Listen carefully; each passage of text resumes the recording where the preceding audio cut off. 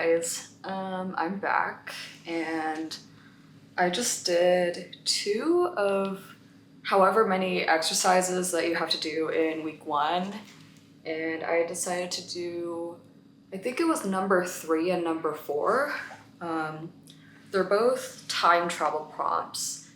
And this week, I think you're basically supposed to kind of just go back into your childhood through these exercises.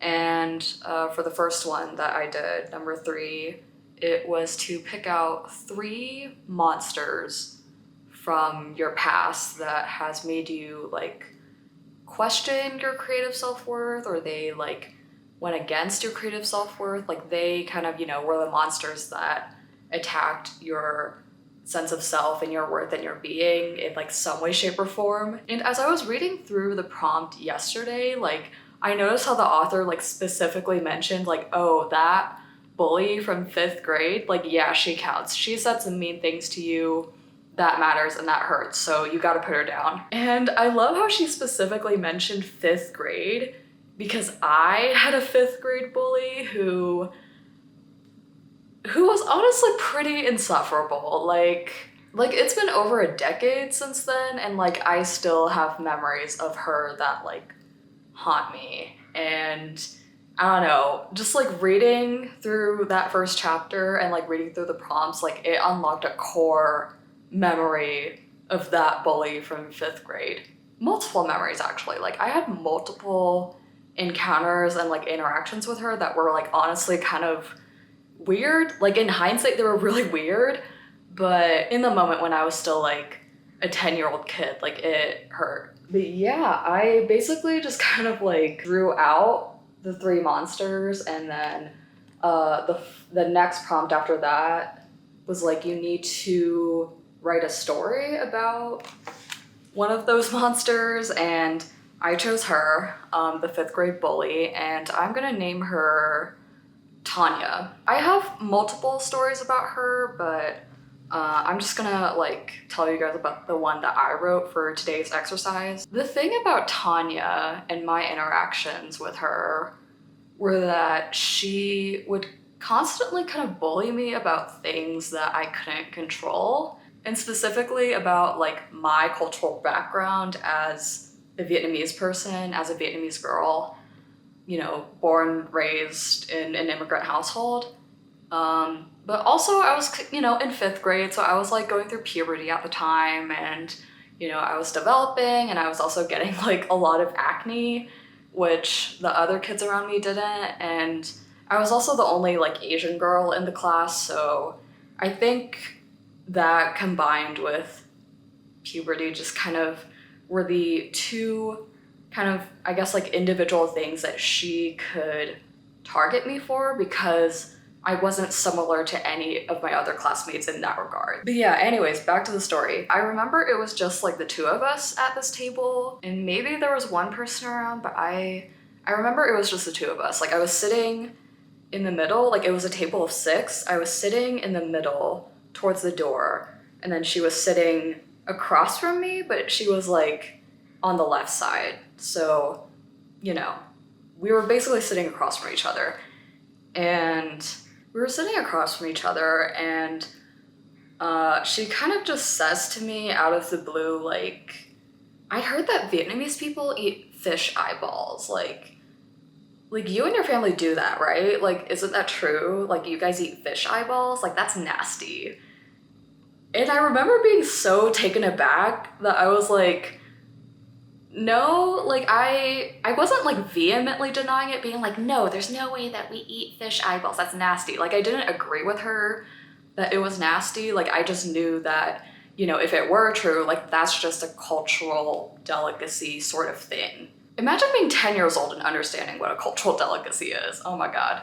So yeah, I was taken aback and I didn't really know what to say. So I was like, well, like I was trying to explain things to her. I was like, well, we have fish sauce in our culture, but we don't really eat fish eyeballs. Like at least my family doesn't. And I don't know, she still kind of like went on and on about how like nasty it was for, people to eat fish eyeballs. And like she was, again, just still calling me out and targeting me simply for being Vietnamese and trying to associate me with this like cultural custom that isn't necessarily true.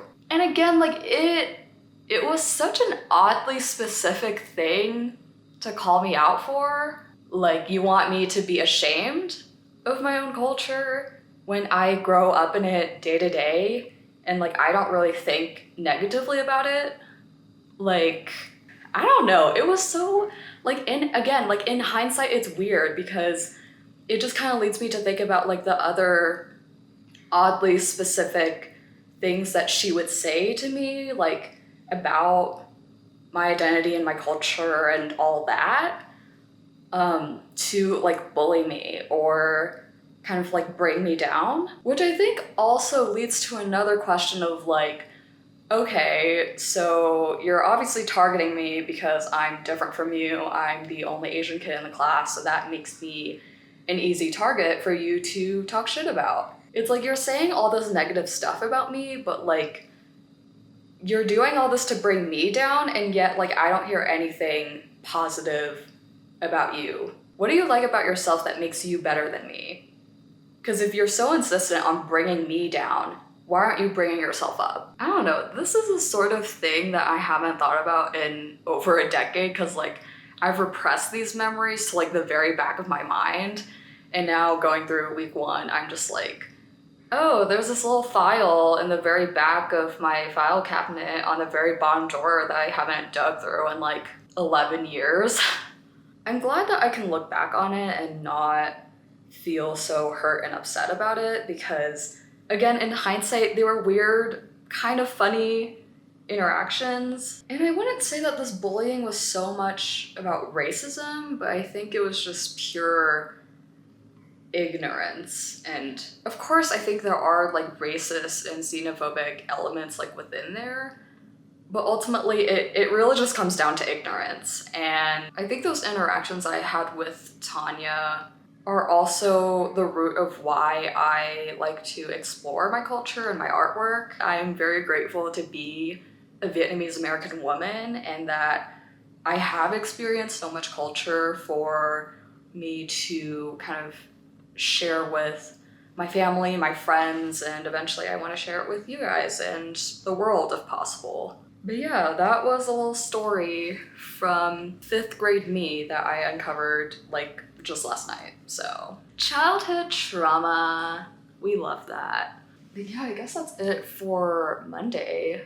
I will vlog the upcoming days ahead and kind of just make my way through these exercises. And I think I'm gonna do my artist day on Friday. Yeah, let's do Friday tentatively because I still have like my internship and work and everything. So for the next 3 days, so Tuesday, Wednesday, Thursday, I'll go through the exercises, the tasks, and Friday we'll do the artist day, and then Saturday we're gonna check in. So that's a plan.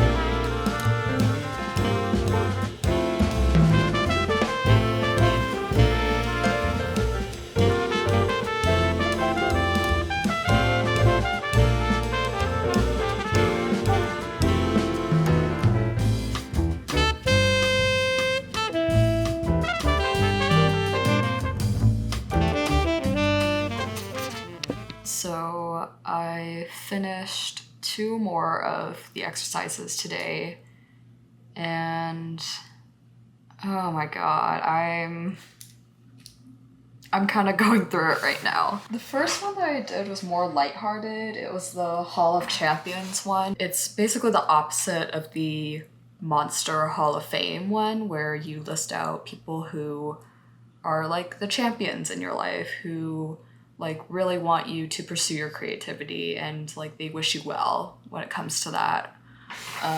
The first two that I had on my Hall of Champions were a couple of my high school teachers, my art teacher, and also my speech and debate coach, who honestly without them, like I don't think I would be here right now, and I don't think I would approach my creativity in the way that like I'm doing right now. For the third one, I feel like it was so hard to just like specifically like pinpoint, like shorten it to three.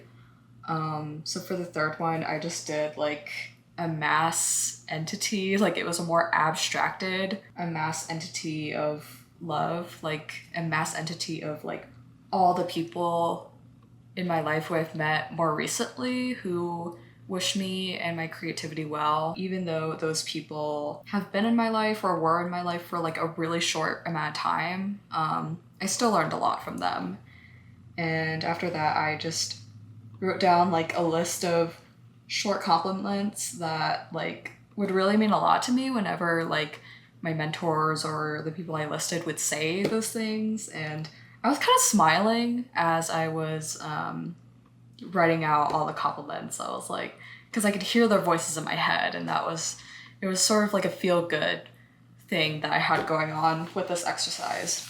The next exercise, though, letter to the editor, was kind of the opposite. I decided to write a letter to my mom, who I would consider as the editor, but I'd say like the letter that I wrote here, it had more to do with like my childhood trauma and sort of like how my mom thought about me pursuing art and my creativity growing up, and how my mom, being, you know, the traditional like old school mom that she is, like definitely had her worries and her concerns about it. But even then, like when I had the freedom to kind of just be away from home at school, like I would take art classes. Like I would do anything to kind of feed that inner child and that inner curiosity within me. I basically wrote this letter addressing my mom in the second person and then talking about me, like myself, in the third person. So really I'm writing from the perspective of like my higher self, as if like I'm kind of looking down on the interactions that I would have with my mom like growing up, and just seeing how it's affected me even through adulthood. These are like really like iffy, mixed emotions to go through, because I love my mom, but at the same time, like there's also this like inner feeling that like no matter what I do, I'm just gonna disappoint her. But even then, it's like I shouldn't care about her opinion that much, and I don't, because she's pretty old school, so she doesn't really know about how the world works today compared to how the world was like, you know, 10, 15, 20 years ago. And I'm kind of just trying to adapt and find my place within the world. My battery is literally about to die, so I'm gonna wrap this up real quick. But yeah, that was a very interesting task. I'm gonna go do some other stuff, de-stress. I'm gonna chill for tonight, and I will see you guys tomorrow for whatever's left on the task list.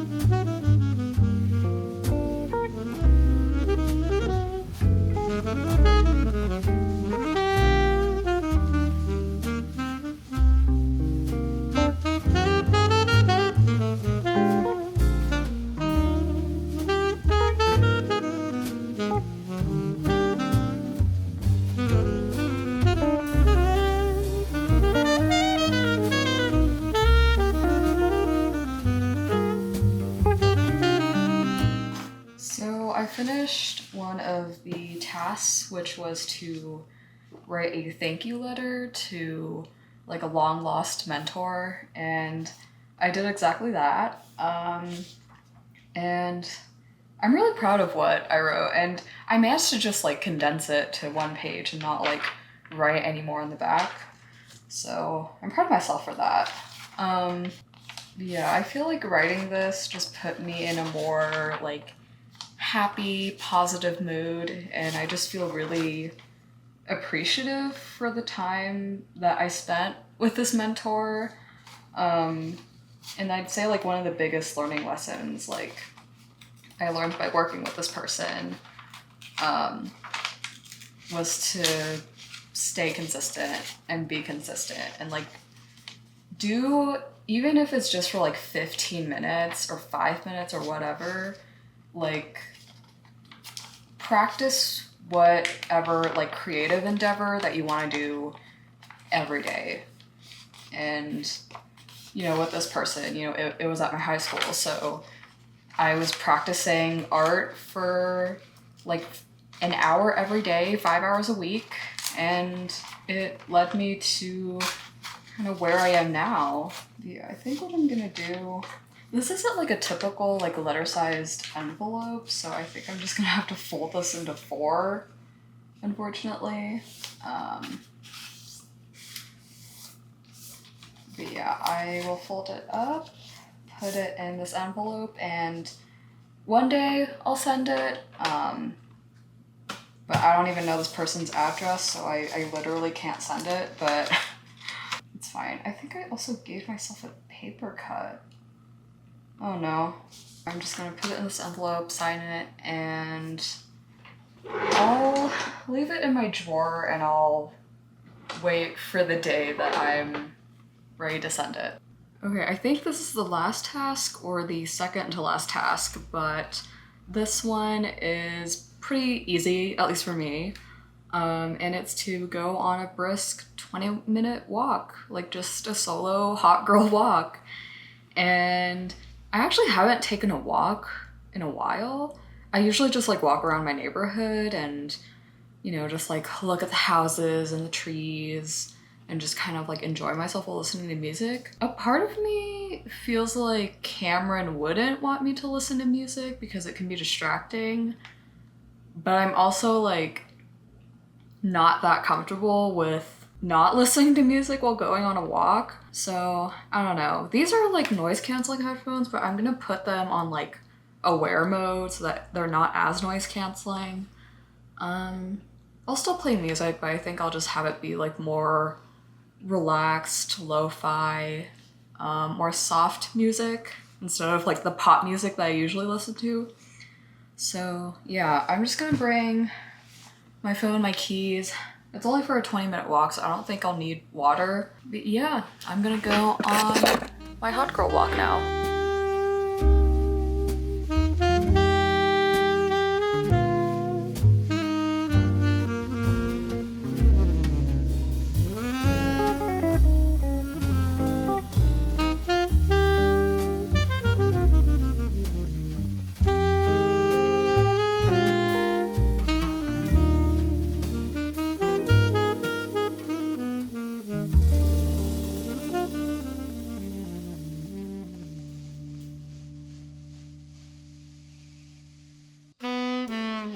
Happy Friday, everyone. So for today, I decided to go to the library, get a bunch of magazines, and make a collage for my artist date. And funny story about how I got these magazines. It was honestly like a wild goose chase that happened. So in the morning when it was like 11 a.m. or so, I went to the library and I fully expected that they would have magazines available for me to sell to me. And when I got there, I went up to the librarian at the front desk and I asked her, like, do you have any magazines that I could take? And she said, unfortunately, we don't distribute magazines until the end of the month. And it was the middle of August, so obviously I wasn't going to get any magazines. But she was really sweet and really nice, and she asked me for my phone number to contact me when they were ready.